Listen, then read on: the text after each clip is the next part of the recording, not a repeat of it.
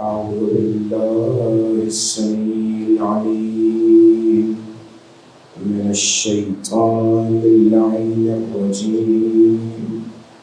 بسم الله الرحمن الرحيم.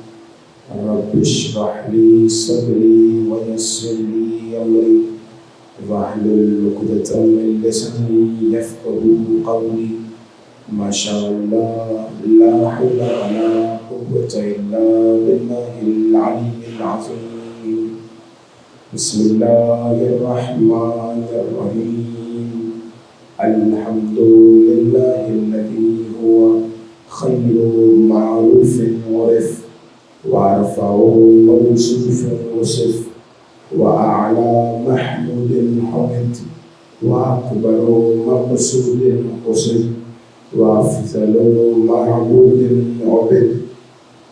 ثم الصلاة والسلام والتحية والإكرام على أشرف الأنبياء والمرسلين خاتم النبيين شفيع المذنبين رحمة للعالمين الملقب بطه وياسين مولانا ومولى الثقلين ومولى الكونين جد الحسنين علي أبا القاسم محمد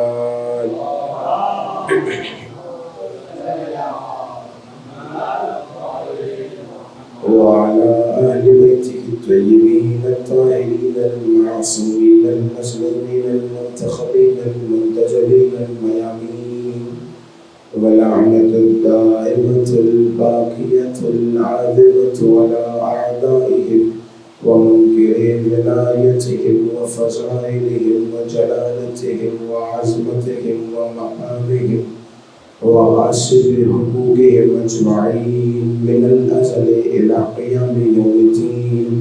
أما بعد فقد قال الله تبارك وتعالى في محكم كتابه المجيد وفرقانه الحميد وقوله الحق. بسم الله الرحمن الرحيم.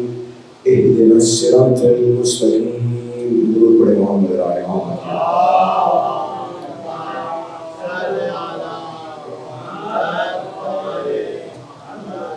بکھری ہوئی ایک ویڈیو میں سبا کا سارا علی محمد علیہ محمد. اللہم صلی اللہ علیہ وسلم. حمد ہے اس پروردگار عالم کی کہ جس نے ایک مرتبہ پھر یہ احسان کیا کہ ہمیں فرشی اذان حسینی عطا کر دی.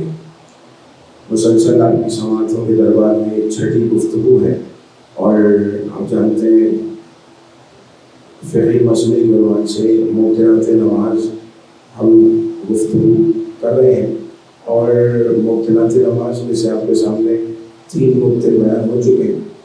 ایک مبطل جو آج کے حد تک بیان کرنا ہے وہ یہ کہ دوران نماز اگر انسان جان بوجھ کے کوئی ایسا کلمہ کہے کہ جو نماز کا جز نہیں ہے، نماز کا حصہ تو نہیں ہے، چاہے وہ کلمہ ایک حرفی ہی کیوں نہ ہو، اگر اس ایک حرفی کلمے کا معنی ہے تو نماز باطل ہو جاتی ہے فتوے کی بنیاد پہ. اور کوئی بچہ مجھ سے پوچھ سکتا ہے کہ ایک حرفی کلمے کا کیا معنی ہو سکتا ہے، تو توجہ مسائل میں لفظ قاف لکھا ہوا ہے.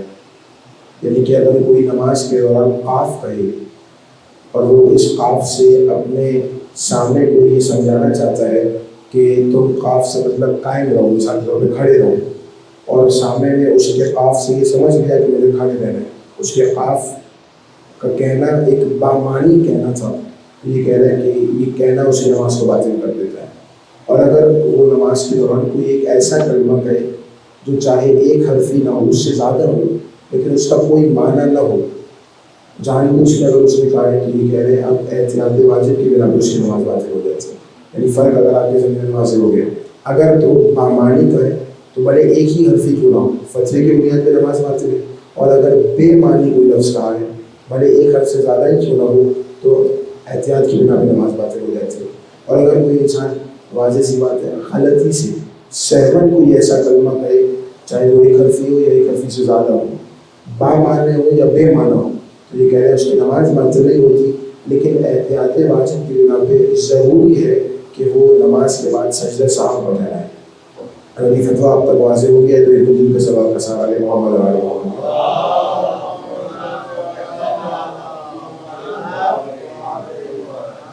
مسلسل آپ کے سامنے کوشش جاری ہے کہ قرآن کی مختلف طریقوں سے مختلف زاویوں سے آپ کے سامنے صراط مستقیم بتایا نہیں بلکہ دکھایا جا سکے، کیونکہ ہمارا عقیدہ اور ہمارا دعویٰ یہ ہے کہ قرآن میں ہر خوش گزر کا علم موجود ہے. ہم نے کرنا صرف اور صرف یہ ہے کہ ہم نے قرآن کو سمجھ کے پڑھنا ہے، کیونکہ قرآن کے پڑھنے والے دو طرح کے ہوتے ہیں، یہ آپ کے سامنے بیان ہو چکا ہے. ایک وہ کہ جو قرآن کو فقط جھوم کے پڑھتے ہیں، اور ایک وہ کہ جو قرآن کو پڑھ کے جھومتے ہیں. جو وہ قرآن کو جھوم کے پڑھتے رہتے ہیں وہ حافظان قرآن کی پیروی کر لیتے ہیں، جو قرآن کو پڑھ کے جھومتے ہیں وہ حافظان قرآن کو امام مانتے ہیں. تو اب تک یہ آپ کے سامنے واضح ہو گیا ہے. آج کی حد تک جو میری گفتگو ہے، اگر آپ سب کی توجہ ہے انشاءاللہ تعالی، آج کی حد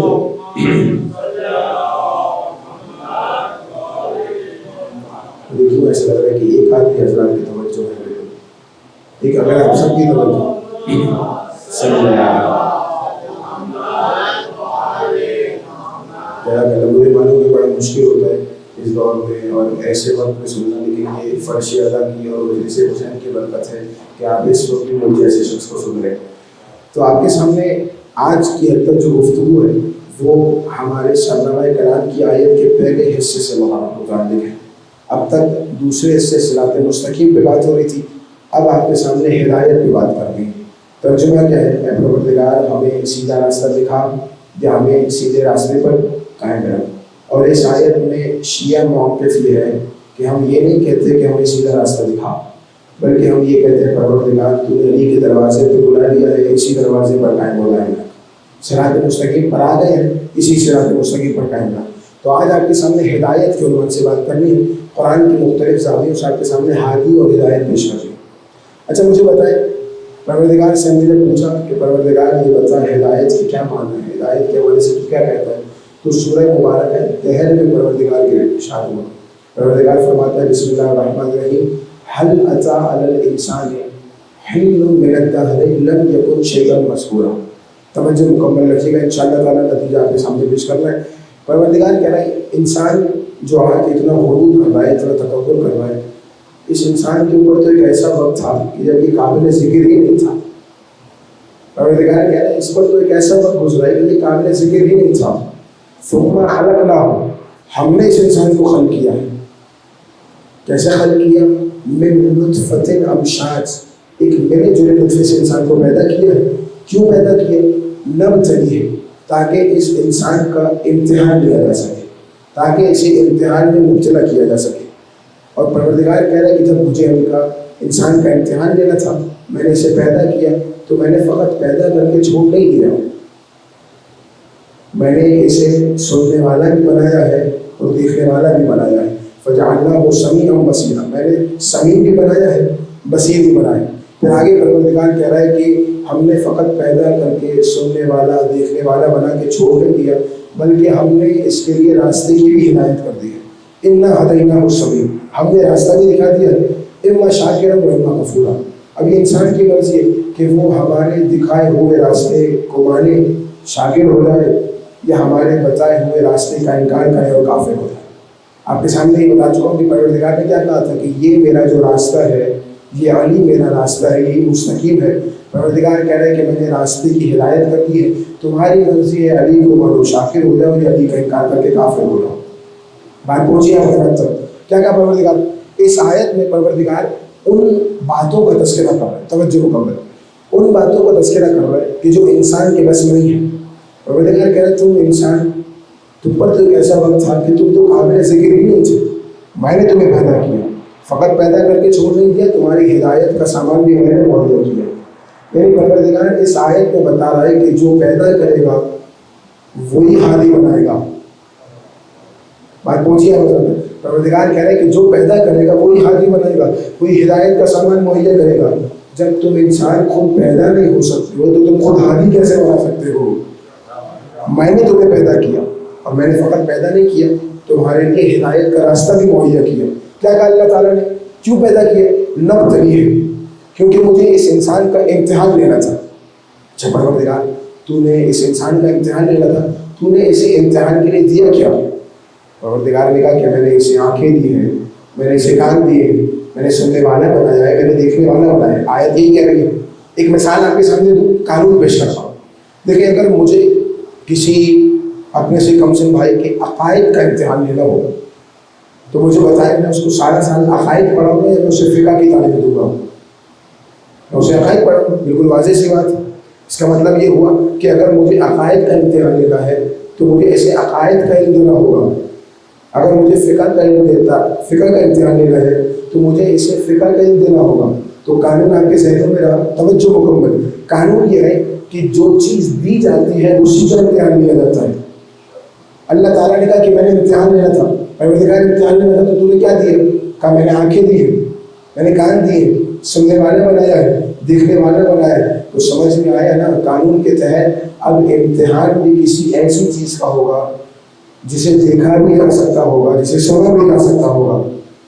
اب امتحان بھی کسی ایسی چیز کا ہے جسے سنا بھی جا سکتا ہے، جسے دیکھا بھی جا سکتا ہے۔ جب بات آپ تک نہیں پہنچی تو میرے ساتھ آ جائیے، میں آپ کو غدیر خون کے میدان میں لے چلتا ہوں۔ وہاں امتحان لیا جا رہا ہے، بازو اٹھا اٹھا کے دکھایا بھی جا رہا ہے، اپنے کتوں کے سمجھایا بھی جا رہا ہے۔ مل کے درود کا سلام محمد علی محمد۔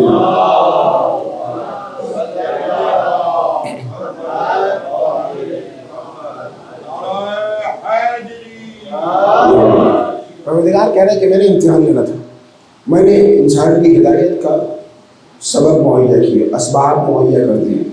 اچھا اگر میری روشنیوں کی گفتگو آپ کے ذہنوں میں، میں نے آپ کے سامنے بتایا تھا کہ ہادی راستہ دکھانے والے دو طرح کے ہوتے ہیں۔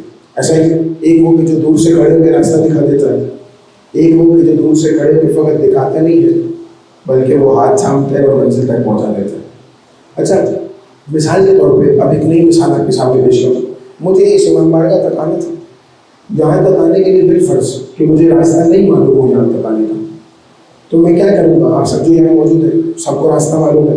اگر راستہ نہیں معلوم تو آپ یقیناً کسی ایسے شخص سے پوچھیں گے کہ جسے راستہ معلوم ہوگا، جو پہلے بات آپ کے سامنے گزر چکی ہے۔ آج نئی بات آپ کے سامنے پیش کروں۔ میں نے کسی بچے سے پوچھا، مثال کے طور پہ اپنی آدھی عمر کے بچے سے پوچھا، توجہ مکمل۔ میں نے اس سے کہا کہ مجھے بتاؤ یہ فلاں امام بارگاہ کدھر ہے؟ تو اس نے مجھے کہا کہ مولانا چلیے میں آپ کو لے چلتا ہوں۔ اب وہ میرے آگے آگے جا رہا ہے، وہ سیدھا سیدھا جا رہا ہے، میں اس کے پیچھے پیچھے سیدھا جا رہا ہوں۔ وہ دائیں مڑ رہا ہے، میں اس کے پیچھے دائیں مڑ رہا ہوں۔ وہ بائیں مڑ رہا ہے، میں بائیں مڑ رہا ہوں۔ ایسا ہی ہے، وہ مجھے جدھر جدھر لے جا رہا ہے میں اس کے پیچھے پیچھے ادھر جا رہا ہوں۔ بالفرض میں اس کے پیچھے پیچھے چلتے چلتے سوچنے لگوں کہ بھائی یہ کیا بات ہے کہ مجھ سے آدھی عمر کا بچہ مجھے راستہ دکھا رہا ہے۔ میں نے اس بات کو بھائی میں یہ سوچنے لگوں، میں اس راستہ دکھانے والے سے چلنے لگوں، اس سے حسد کرنے لگوں، کہنے لگوں بھائی یہ کیوں ہو رہا ہے؟ آدھی عمر کا ہے اور مجھے راستہ دکھا رہا ہے۔ تو مجھ سے کوئی بادشاہ انسان کہے گا نا کہ مولانا راستہ دکھانے والے میں عمر معتبر نہیں ہے۔ میں ایج کی بات کر رہا ہوں اور جو آپ سمجھ رہے ہیں وہ بھی بالکل صحیح ہے۔ بھائی راستہ دکھانے والے میں عمر معتبر نہیں ہے، بلکہ راستہ دکھانے والے کا علم دیکھا جاتا ہے، اس کا علم معتبر ہے۔ اگر راستہ دکھانے والے کے پاس علم ہے تو اطاعت کر لی جائے، علم نہیں ہے تو اطاعت نہ کی جائے۔ بھائی یہ تو عقل کہتی ہے، مجھے نہیں معلوم ہمارا تعلق کن بے عقلوں سے پڑا ہے۔ 1400 سال سے دنیا کو یہی کو سمجھا رہے ہیں کہ بھائی راستہ دکھانے والا چاہے 8 برس کا امام تقی ہی کیوں نہ ہو، اگر علم رکھتا ہے تو اطاعت کر لینا، ہدایت یافتہ ہو جاؤ گے۔ اور اگر راستہ دکھانے والا سفید داڑھی والا گورا ہو، علم نہیں رکھتا تو اطاعت نہیں کرنا، گمراہ ہو جاؤ گے۔ بھائی یہی تو ہم کہہ رہے ہیں 1400 سال سے، دیکھا جائے گا علم ہے اطاعت کرو، چاہے بھلے 8 برس کے امام تقی کیوں نہ ممبر پہ بیٹھے ہوئے ہو، علم نہیں ہے تو اطاعت نہ کرو۔ اچھا بالفرض میں نے کسی سے راستہ پوچھا، توجہ جیسے آپ سمجھ رہے ہیں مجھے تھوڑی سی گھبراہٹ محسوس ہو رہی ہے، تھوڑا سا بہتر انداز میں سمجھیے تو مجھے پڑھنے میں بہت اچھے محسوس ہوگی۔ اچھا میں نے کسی سے راستہ پوچھا کہ مجھے بتائیں یہ فلاں امام بارگاہ کدھر ہے۔ اس نے مجھے راستہ بتاتے ہوئے یہ کہا کہ مولانا مجھے تو نہیں معلوم ہے، لیکن میں ایسا کرتا ہوں کہ میں آپ کو پوچھ کے بتاتا ہوں، توجہ مکمل میری جانب۔ میں اس سے یہ کہوں کہ بھائی مجھے تو نہیں معلوم، وہ مجھے کہے کہ مولانا بھائی مجھے تو نہیں معلوم راستہ، میں ایسا کرتا ہوں کہ میں پوچھ کے بتاتا ہوں۔ مجھے بتائیے آپ میں سے کتنے جو انتظار کریں گے کہ یہ جائے کسی سے پوچھے پوچھ کر آئے پھر بتائے، کوئی انتظار نہیں کرے گا. کیوں؟ کیونکہ آگے ہی ایک شخص کھڑا ہوا ہے. ایک سلمان کا سارا ہے محمد علی محمد.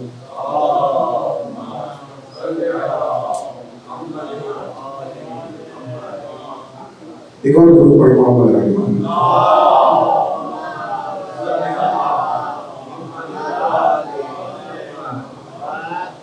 توجہ، میں کیا عرض کر رہا ہوں بھائی، میں نے کسی سے راستہ پوچھا، اس نے مجھے کہا، توجہ اس نے مجھے کہا کہ بھائی مجھے تو نہیں معلوم.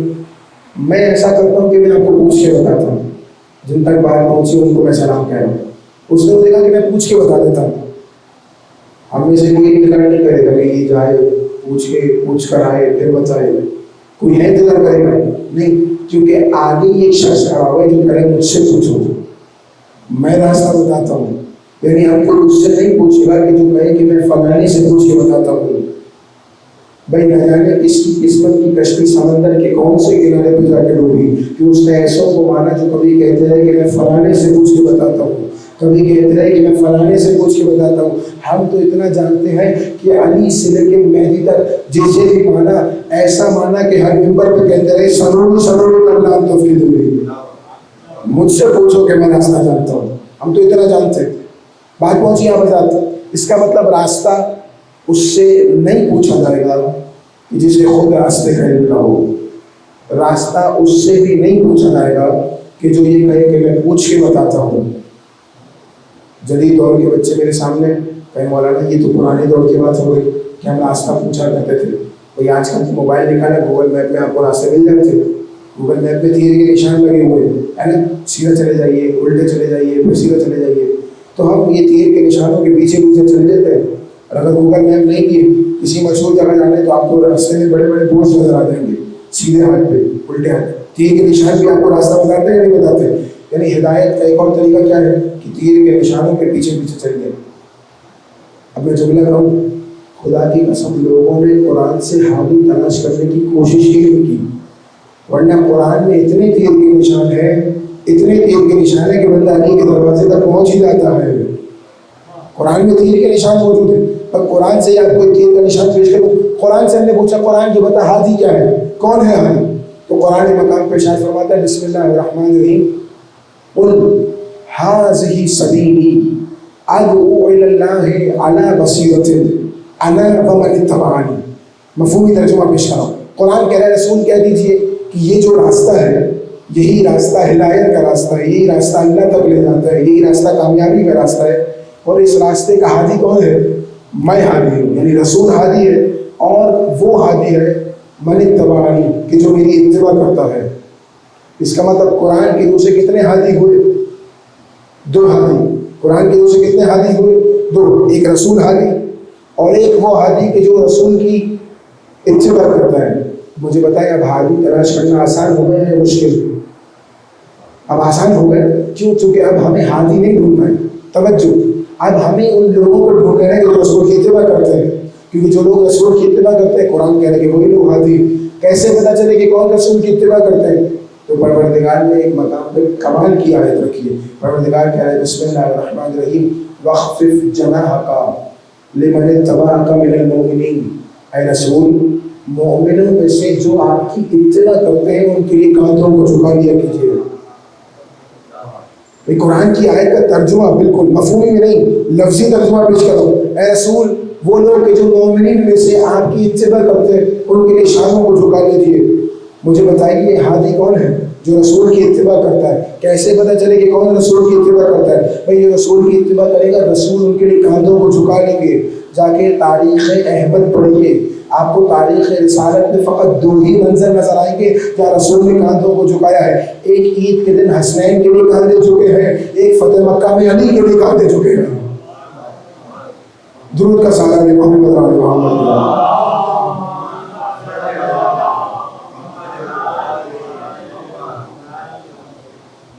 اس کا مطلب ہادی کون ہے؟ رسول ہادی ہے. رسول کے بعد اگر کوئی ہادی ہے تو وہ اہل بیت ہادی ہے. اہل بیت ہدایت کرے. آخری آیت اور انشاءاللہ آپ کے ذمہ تمام منزل مسائل. پروردگار نے اسی ہدایت اور اتباع کے عنوان سے قرآن میں ایک اور آیت رکھی ہے. پروردگار نے قرآن میں کہا بسم اللہ الرحمن الرحیم والسلام علی من اتبع الہدی توجہ، قرآن کہہ رہا ہے سلام ہو ان لوگوں پر کہ جو رسول کی اتباع کرتے ہیں۔ بھائی کون رسول کی اتباع کرتے ہیں؟ اہل بیت رسول کی اتباع کرتے ہیں۔ ابھی آپ کے سامنے پڑھا، کون رسول کی اتباع کرتے ہیں؟ اہل بیت رسول کی اتباع کرتے ہیں۔ قرآن کہہ رہا ہے سلام ہو ان لوگوں پر کہ جو رسول کی اتباع کرتے ہیں۔ مجھے جملہ کہنے کی اجازت ہے، بڑے اترا کے کہتے تھے کہ قرآن کافی ہے، قرآن کافی ہے، قرآن کافی ہے، لیکن قرآن تو فتویٰ دے رہا ہے کہ اہل بیت رضی اللہ علیہ السلام ہوا کرتے ہیں، سلام ہو لوگوں پر علیہ السلام ہے اہل بیت۔ قرآن کا فتویٰ آپ کے سامنے پیش کیا۔ بس حضیروں، ایک ایسی جنگ بھی ہے کہ جس جنگ میں ایک جانب علیہ السلام تھے اور ایک جانب مسلمانوں کے رضی اللہ عنہ ہوئے تھے۔ وہ جنگ کوئی اور نہیں، کربلا کی جنگ ہے۔ میں نے آج آپ کے سامنے حسین کی سب سے بڑی قربانی کا ذکر کرنا ہے۔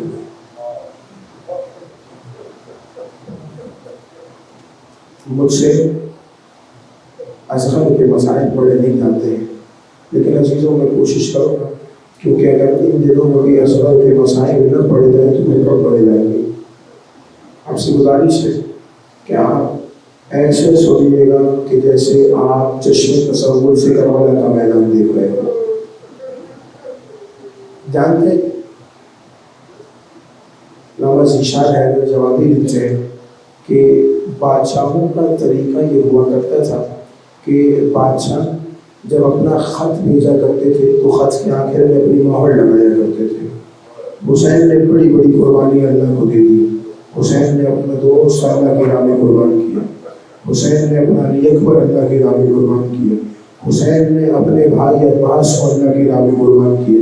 اب ضرورت تھی کہ حسین کی کوئی مہر لگاتے تو حسین بطور مہر کربلا میں علی اصغر ہو گیا۔ جانتے ہیں جی، میں نے آپ کے سامنے یہ پڑھا تھا پہلے کہ جب مدینہ سے یہ کارواں چلا تھا تو ایک بیوی مدینہ سے باہر آتی تھی اور کہتی تھی محلا محلا یا ابی، بابا ذرا آہستہ آہستہ چلیے۔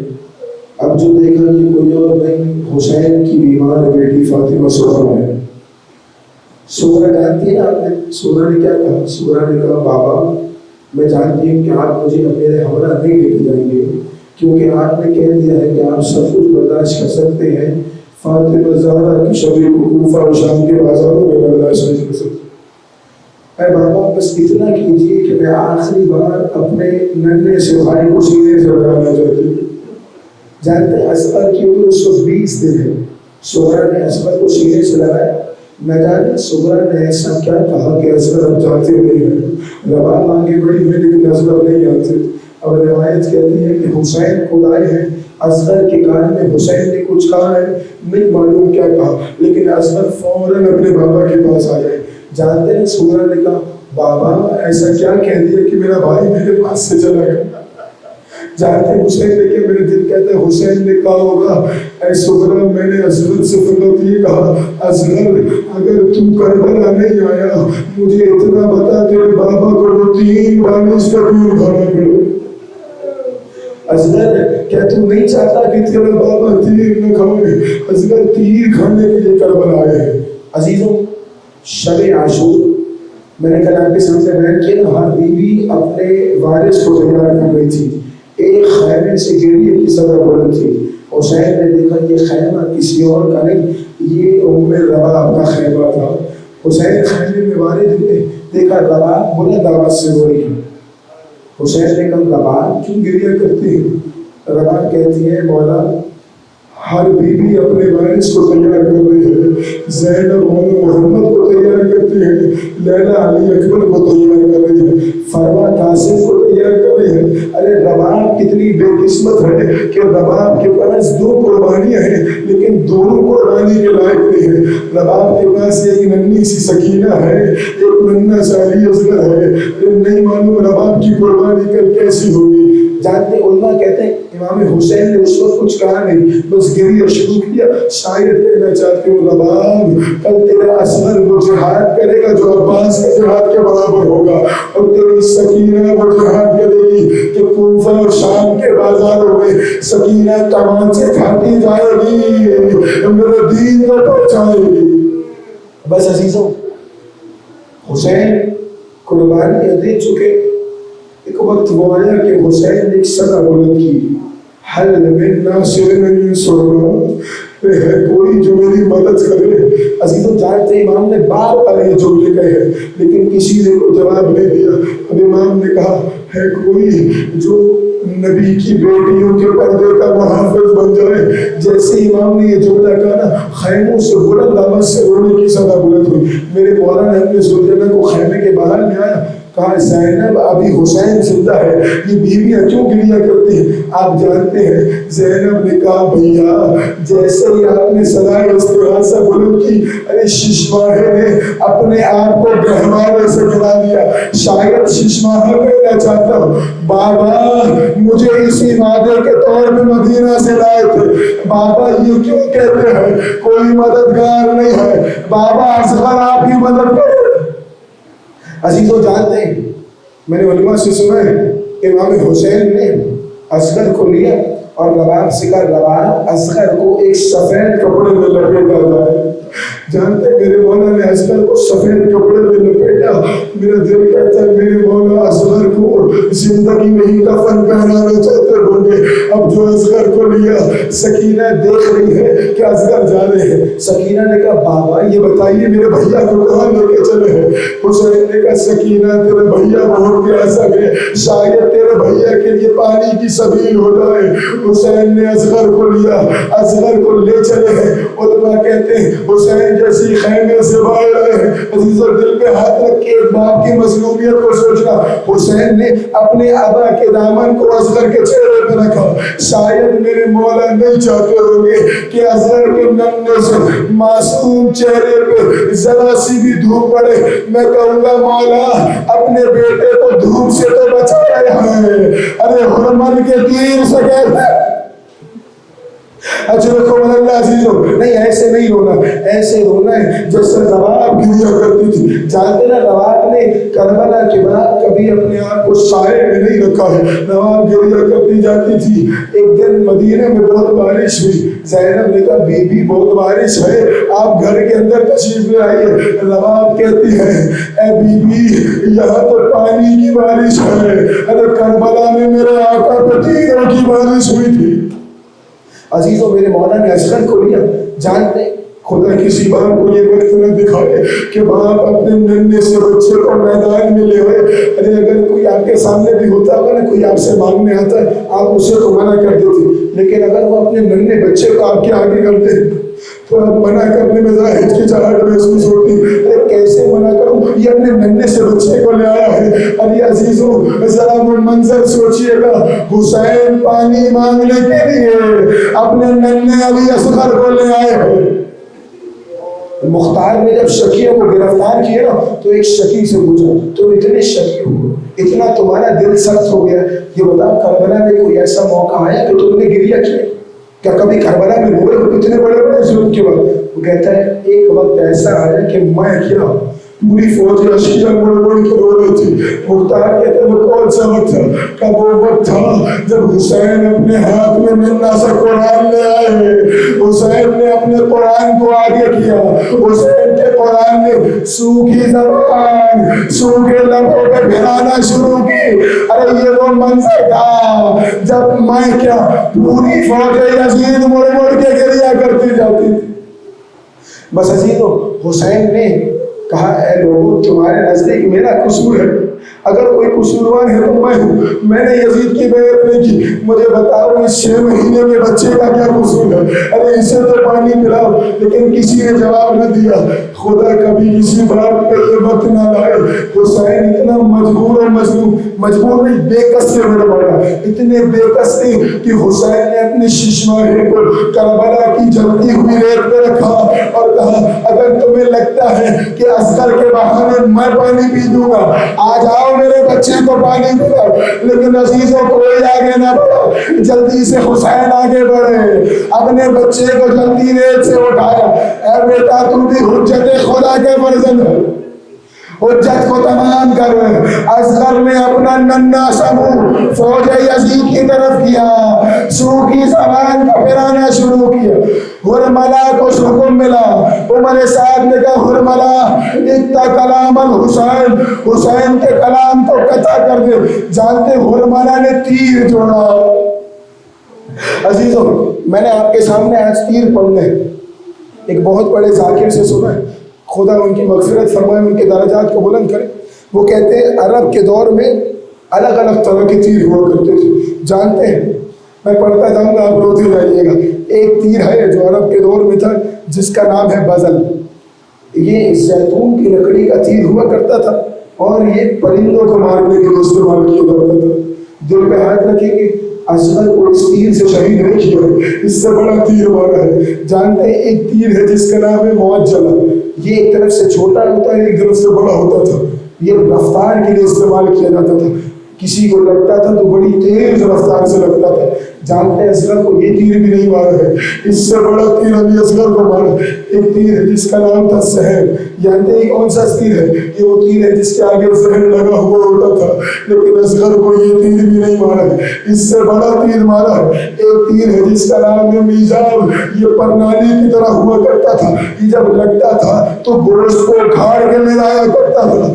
جو جملہ سنیں گے یہ تیر بھی نہیں مارا ہے، اس سے بڑا تیر ابھی اصغر کو لگا.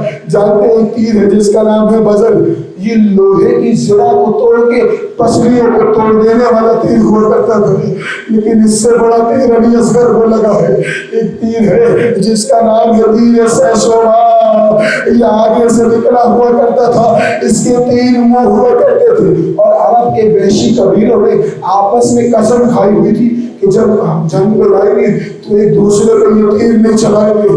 اور مولا نے تیر سے شعبہ جوڑا. تیر چلانا چاہتا ہے، تیر گرا، پھر تیر اٹھایا، پھر تیر گرا، پھر اٹھایا، پھر گرا. عمر سعد کہتے ہیں حرملا کیا ہوا؟ ایک بچہ نہیں مارا جا رہا. حرملا کہتا ہوگا میں کیا کروں، میں جیسے تیر جوڑتا ہوں خیمے کا پردہ اٹھتا ہے. ایک بیوی کہتی ہے حرملا اپنا تیر دے، میرا صغیر دے.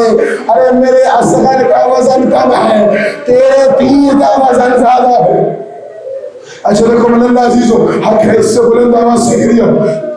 حرملا نے تیر جوڑا. جانتے ہیں حسین بھی یہ منظر دیکھ رہے ہوں گے، کیا عالم رہا ہوگا. حسین دیکھ رہے ہیں حرملا تیر چلانا چاہتا ہے. شاید میرا مولا کہتا ہو حرملا تیر نہ چلا، ارے کچھ دیر رک جا، میرا بچہ پیاس سے مر جائے گا. اب جو تیر چلا، روایت کہتی ہے تیر بچے کے ایک کان میں داخل ہو، بچہ ایک کان سے دوسرے کان تک ذبح ہو گیا. ایک بہت بڑے وائس کا کرتے تھے حرملا تو نے ایسے بچے کو تیر مارا ہے جسے خود یہ نہیں معلوم کہ تیر لگنے کے بعد رونا ہے یا تیر لگنے کے بعد مسکرانا ہے.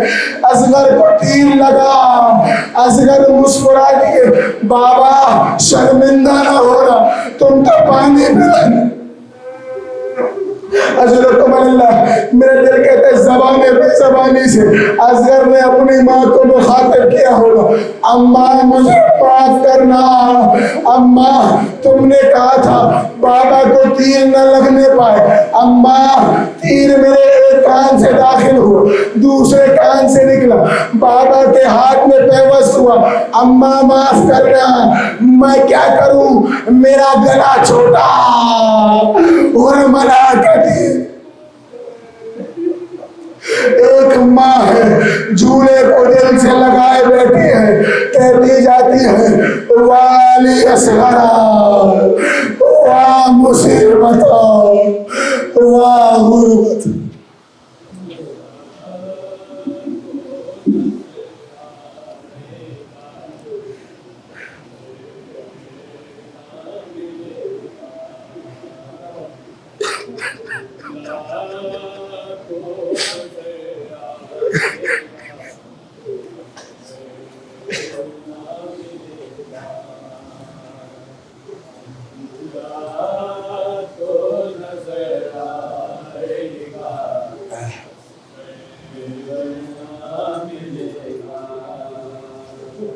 اب ساری خدائی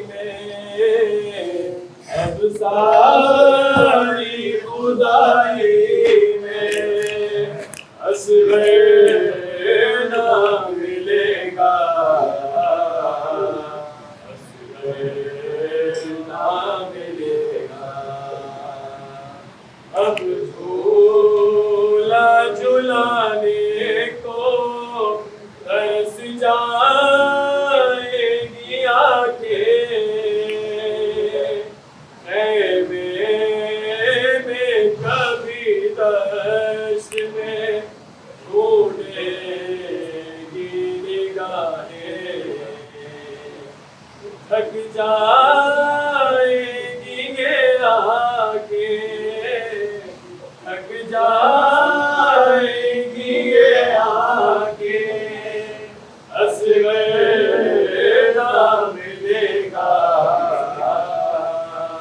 اصغر نہ ملے گا۔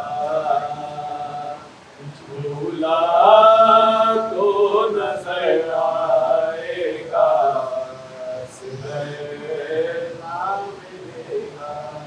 بن پانی کے دنیا سے ستارہ میرا اصغر، جب آئے گا پانی تو میری پیاری سی دختر ڈھونڈے گی اسے بر میں،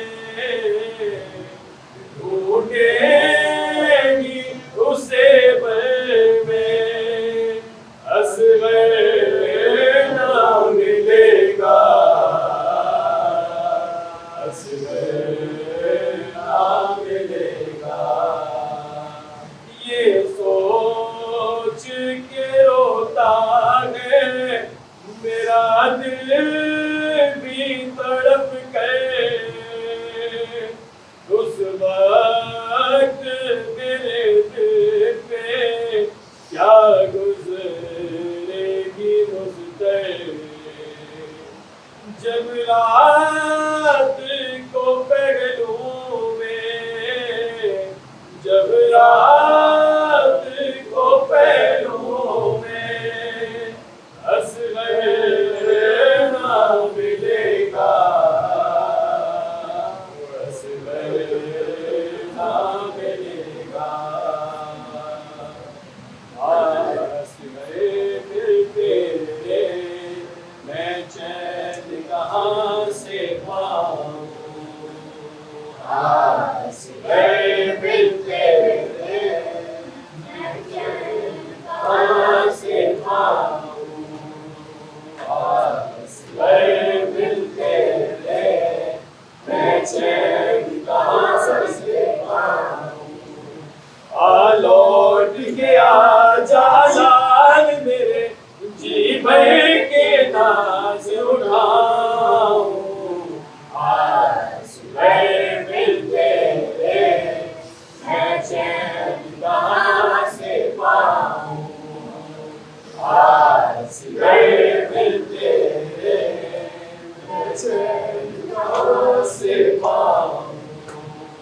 میری آنکھ کا تارا ہے تو مجھ کو جان سے پیارا ہے، مانگ پیاری کے جینے کا تو ہی لال سہارا ہے، تجھے چھوڑ کے تنہا مت تڑپے کیسے میں شام کو جاؤں، اصغر ملتے رہے میں چین کہاں سے پاؤں، اصغر ملتے رہے میں چین کہاں سے پاؤں۔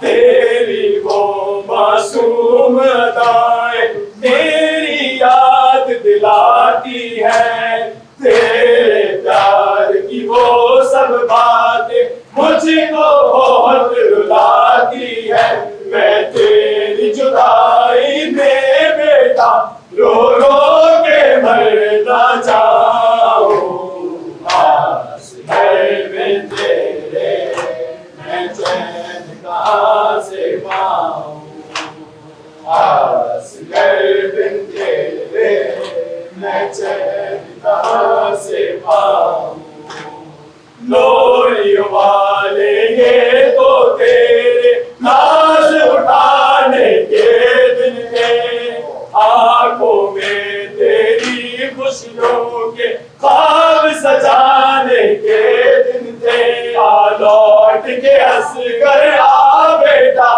تیرا کرتا میں بدلاؤں اصغر بن تیرے میں چین کہاں سے پاؤں اصغر بن تیرے میں چین کہاں سے پاؤں بھول نہیں سکتی ماں اصغر پیاسے ہوٹھ تیرے بیٹا خالی گود ہے اور زندہ ہے آجا ماں کے پاس آجا آنگن مجاہد میں تیری اشکوں سے پیاس بجھاؤں اصغر بن تیرے میں چین کہاں سے پاؤں اصغر بن تیرے میں چین کہاں سے پاؤں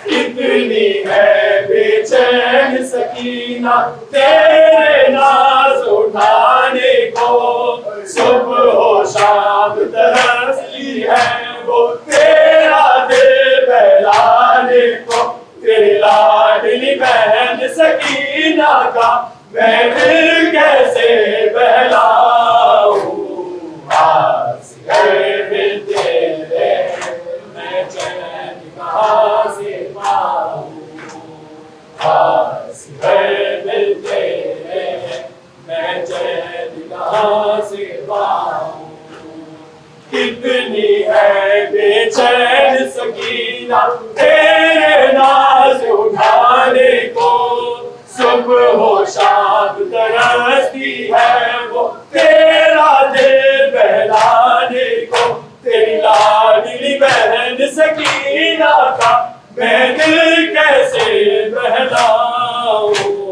اصغر بن تیرے میں چین